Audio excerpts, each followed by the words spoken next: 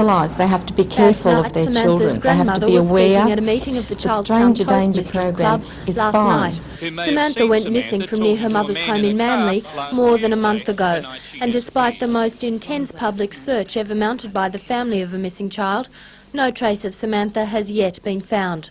Mrs. Knight says the community must be more vigilant, taking a more active role in caring for all children. Because people don't want to become involved. They have to become involved. They have to watch little children on the street. If they see a child in trouble, they have to walk up and say, "Is this your dad? Is that your mum?" And if the adult gets offended, that's tough. Babs, your family's gone very public in the search for Sam. Do you recommend other families in the same situation do the same thing? I can't understand how they can't do it. They must do it. They have to go to sleep at night, so they have to do it. The Knight family have distributed literally hundreds of thousands of this pamphlet Australia-wide asking for help in finding Sam. Mrs. Knight says the family has received incredible help during the tragedy. The help and the caring and the support, and the police have been marvellous. Everything that they could do has been done. Everything that we've asked them to do has been done. Just this incoming of help. People want to help you. It's not hard because everybody wants to help you. And after all this time, do you still hold hope that you'll find Sam? Of course we do. We keep praying for it. We keep hoping for it. Yes, we do.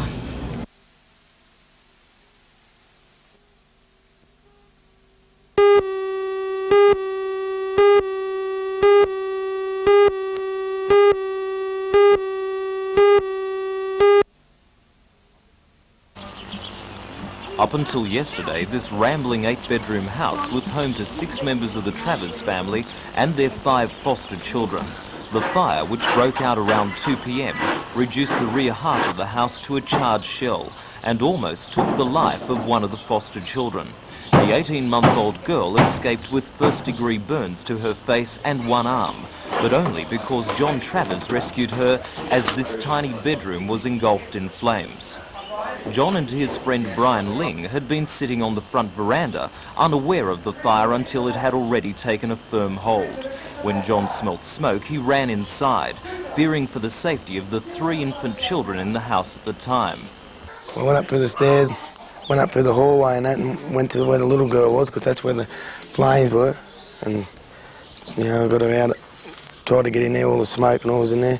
I got her out and went in the lounge room, where the other little boy was, and grabbed him and went into the bedroom where the other one was, and we carried the 3 of them down back through the stairs there and out the yard there, put them down. Were you scared for your own safety? No, just for the kids' safety. The police detective attending the fire will recommend that John be commended for his bravery, and it is possible that he will receive a Royal Humane Society Bravery Award. And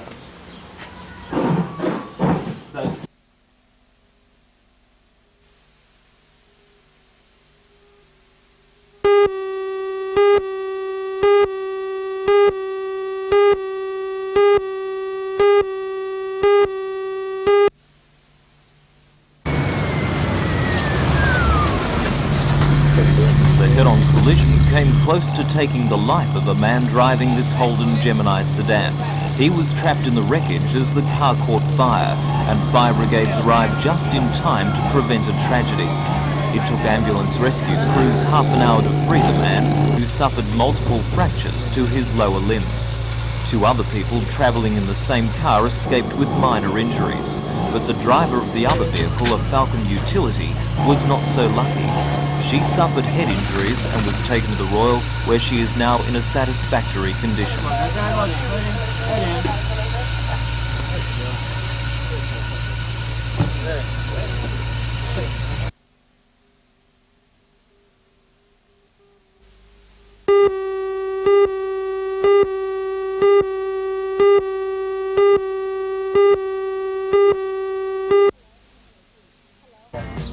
Hello, I'm Helen Hughes. The state government today launched a baby restraint rental plan in the Hunter region. Parents of newborn babies will be able to rent special restraints from hospitals and councils to make travelling by car safer for their children. Join Ray Deneen and Anna Manzoni for all the news tonight at 6. Of TV cameras. What you got? What you need? What you got?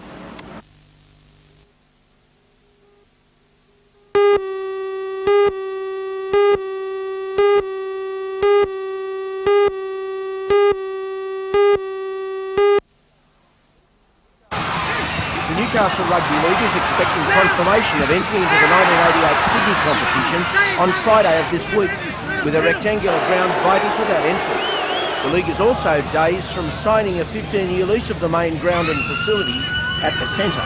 Club manager Glenn Maloney. It was mentioned to the trust, and we were here, the president of our committee and myself were here when the trust meeting finished. They came out and mentioned it to us, and of course they said how do we feel about it.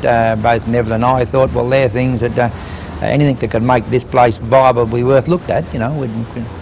Look at it at this stage, of course, and you haven't yet discussed it with the league, of course. No, we haven't discussed it with the league or our committee. That's something that have to come at the next meeting, of course. Perhaps consideration should be given to spending the money at the Broadmeadow Racecourse, where racing and betting facilities are already installed. Newcastle Jockey Club Secretary Brian Judd does not discount the idea. We've never had an approach from any official body regarding the use of one of our courses, but it could be a proposition. Well, you've got acres in here and you've got the totes set up, the eateries, the grandstands, the whole thing is all you need is a track. I know that's a lot of money, but all you need is a track. Yes, well, you've got a pretty good starting point when you list those items, and if you're looking towards finances and constructing a track, I would guess if you've got that many facilities available to start with, you've got that big advantage. Right. It would require the moving of a training track that your people use here at the moment. Well, that's if you're thinking of Broadmeadow. Beaumont Park is not out of the question. There are many courses in New South Wales where trotting and greyhound racing is combined, and although our present setup at Beaumont Park is probably just a little bit too small, with the acquisition of some additional land, Beaumont Park could be a solution and save the problem of moving training facilities at Broadmeadow. Okay, mate, that's good. That's a beauty.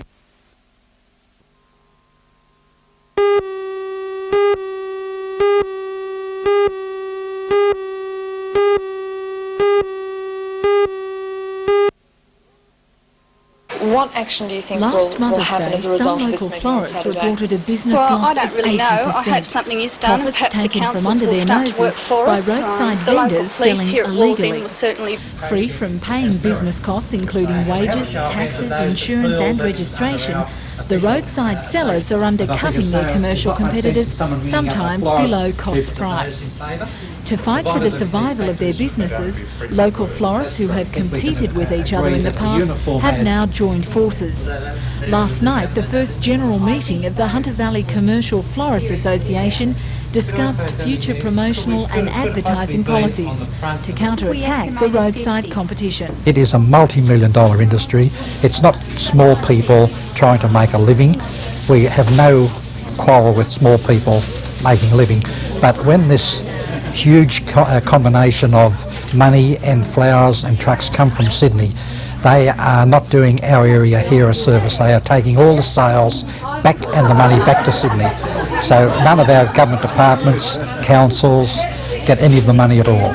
So some local businesses have been put in jeopardy? Yes, definitely.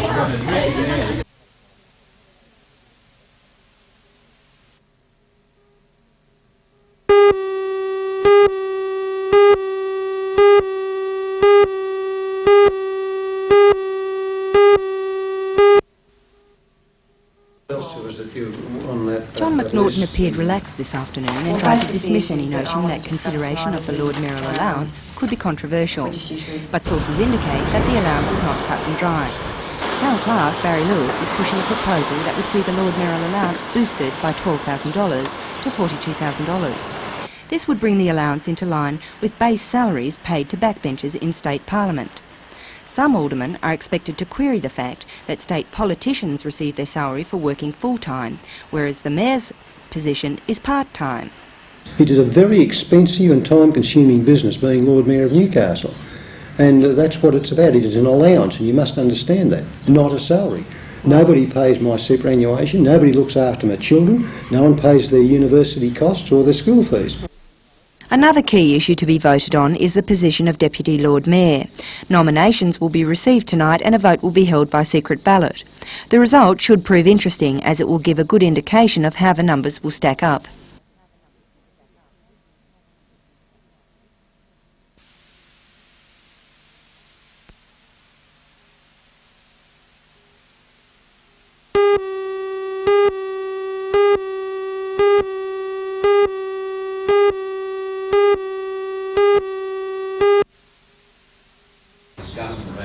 The Newcastle City Council conducted their first meeting before a packed gallery. To begin, the informal proceedings were carried out, with Town Clerk Barry Lewis adorning first the Lord Mayor John McNaughton with his mayoral chain and then the Mayoress. Soon after, the 12 aldermen made their declaration of office, swearing the oath of allegiance. Then it was to formal matters, and first on the agenda was the Lord Mayor's allowance. The motion of $42,000, a rise from the previous allowance of $25,000, was objected to by the Liberal and Independent aldermen. But in the first official vote by the council, the motion was carried 7-5. Next was the appointment of the Deputy Lord Mayor. Arch-rival in the election campaign for the Lord Mayoral seat was Don Geddes. Nominated unopposed, he will now fill the right-hand position as Deputy. The 12 aldermen were then nominated onto the various committees and community organisations. And then, just before the last matter on the agenda was completed, the Lord Mayor was informed of a bomb scare in the chambers. The premises were evacuated and the audience was hustled outdoors. After a half-hour delay, police conferred with the Lord Mayor and Town Clerk and the all-clear was given. Council then resumed to a somewhat depleted gallery. Last night's meeting was the beginning of a 5-year term for the newly elected council.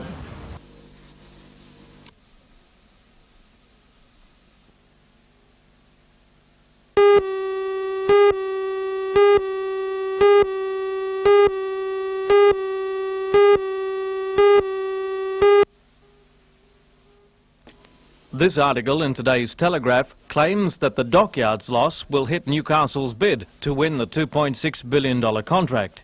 We quote, "The loss shows that Newcastle is inefficient and unreliable." It goes on to claim that competing states will lobby Canberra intensively, armed with this latest news. But local support group chairman Mike Tyler says the report is scandalous and ill-informed. We've got a greenfield site that is placed geographically near the state dockyard, but this is not a state dockyard project. And John, quite bluntly, if the state dockyard was to close down tomorrow, it wouldn't affect the Newcastle position in relation to our efforts to have these submarines built here in Newcastle. And it is unfortunate that members of the German design team vying for the contract were in town today. Dr. Jürgen Ritterhoff and Dr. Fritz Abels held talks with industry leaders over technology transfer.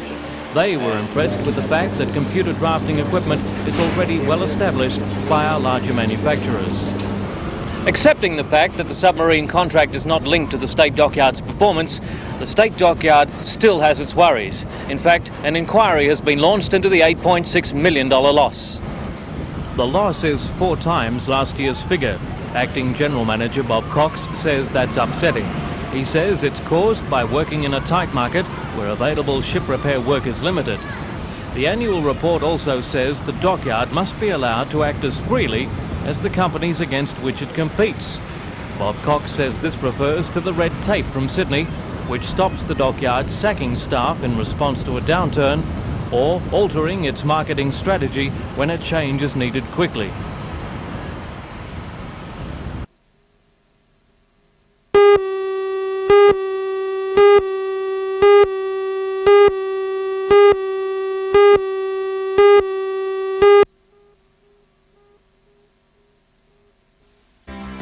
On NBN News tonight, we'll report on a triathlon held at the Williamtown RAAF base today. The race attracted entries from Air Force bases in Queensland and New South Wales and was organised to encourage fitness among servicemen. Join Anna Manzoni and John Church for all the news tonight at 6.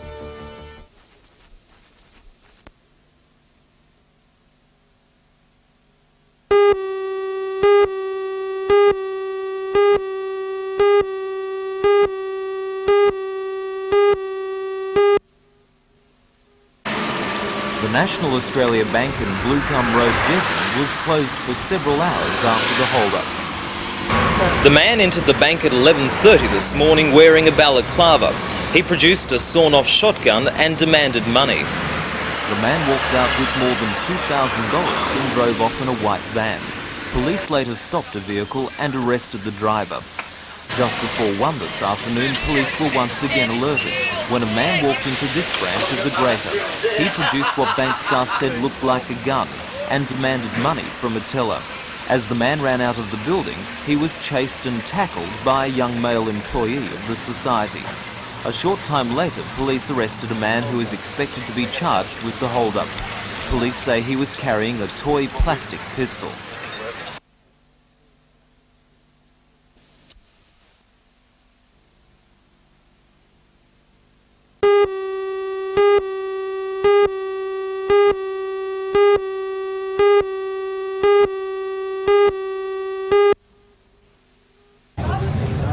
After a busy tour of the region yesterday, the Prime Minister was greeted as he arrived at the Maitland Leagues Club by another demonstration, this time against the government's plan to resume uranium sales to France. But that protest was overshadowed by a warm welcome by well-wishers. Once inside, the Prime Minister reaffirmed the main themes he had hammered home on his vote-catching tour: to buy Australian and prepare to further tighten the economic belt. And the message was well received by the capacity audience, included some uniquely non-Labor faces. The Prime Minister's familiarisation tour comes after the recent visit by his country task force and reaffirms the Labor Party's commitment to hold the federal seat of Hunter at the next election, a seat which many people consider the government could lose.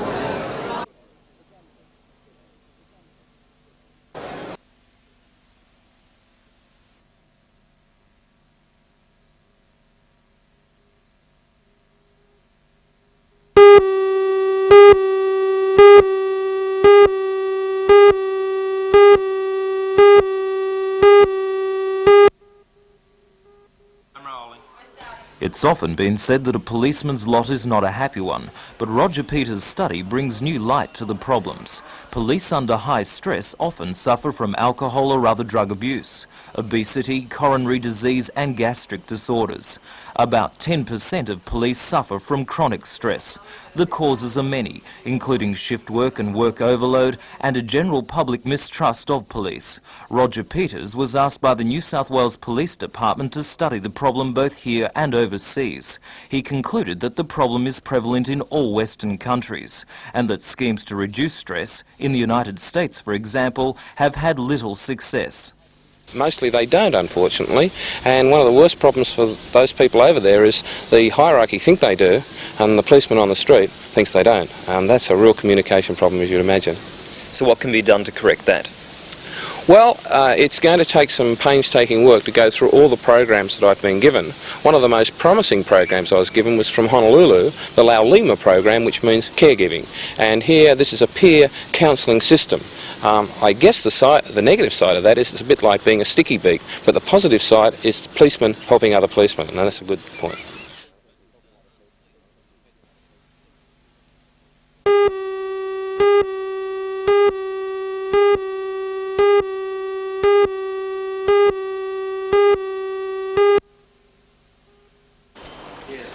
The police department is looking for 2,000 new recruits, and judging by the hundreds of applications received this week at the Newcastle Police Station, the search won't be a difficult one.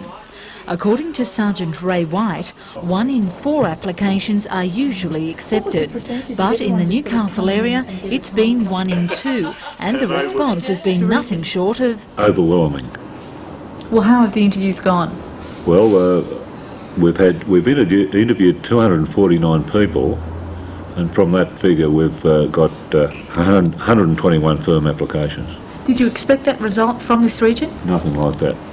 Well, why do you think you've had so many people seeking to enter the police force?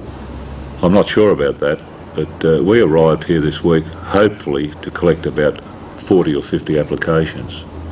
And the response has just left us wanting, because we didn't bring the appropriate resources with us to handle this sort of a response.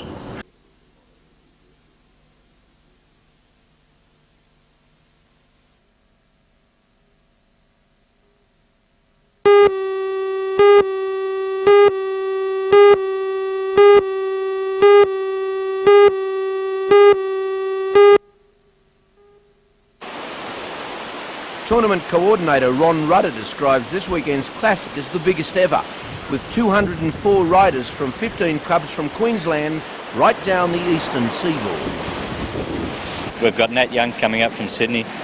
We've got Frank Ladder, Mark Rabbage. Not only that, we've got our local hotties in the form of Peter Cornish, Roger Clements, young 17-year-old fella in our club by the name of Mark Hancock. He's a threat to the oldies. Well, there you go. Yeah. But it's more than just a surfboard contest. It's a real festival you've created with this thing. For sure. What we've got this year, we've got our famous Iron Guts event with the week-old pies and the hot beer. But we've also introduced the treasure hunt, and this year it's worth $2,500, buried on the beach, and that's on the Monday, and that'll be for kids from 14 down to toddlers. Sure. You're looking at 3 days, aren't you? 2 days of stiff competition, and Monday is the highlight of it. It's the festival day with all the fun and games and frolicking on the beach. The Malibus, you were saying, have got more riders these days than the shortboards. Is that a blast from the past or not? Well, I think what it is, because it's such a low-back way to surf, there's no pressure, no rip, tear or shred, that the people are enjoying it because the boards are longer, the surfing's slower, and there's no pressure on them to be world beaters. Well, I did it myself in the good old days, so I guess a couple of old blokes like you and I can recommend it. Well, if you bring your shorts and your board, we'll give you a start on Saturday. Can't guarantee it.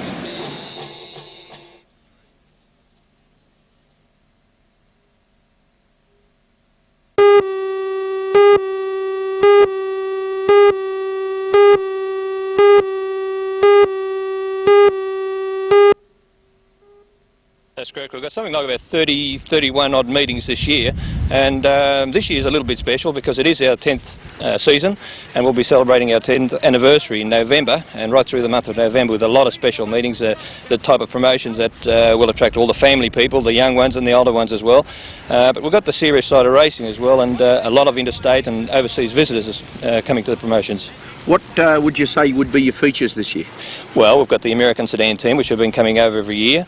We've got the Kinza Sprint Car team. We've got a British Solo Test team and a World Select Solo team. So with those and a few individuals on their own, we've got a big year. Many new cars will be run this year. This is one of them, the Ralph Ranger Grand National Special.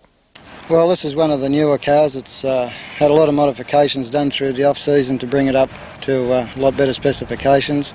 The engine's been highly modified. It's a lot better engine than we ran last year, and we're hoping to go a lot stronger than we did before. How much quicker can you get? Well, I'd like to get down to 14.5 seconds. If we can get down to that, we'll be really pleased. How far down's that? Oh, about a bit over half a second, quicker than last year. It doesn't sound much, but it's an enormous amount of territory, isn't it? Well, it could be 20 yards over the end of the lap. Now we've learnt much more about suspension, and that's where we're starting to go quicker now. You fellas need sponsors, and I notice you've got a new sponsor on display this year, but without that, there's no racing in the big time here, is there? No, Pep Parts have come to the party this year for us, and we're so appreciative of what they've given us.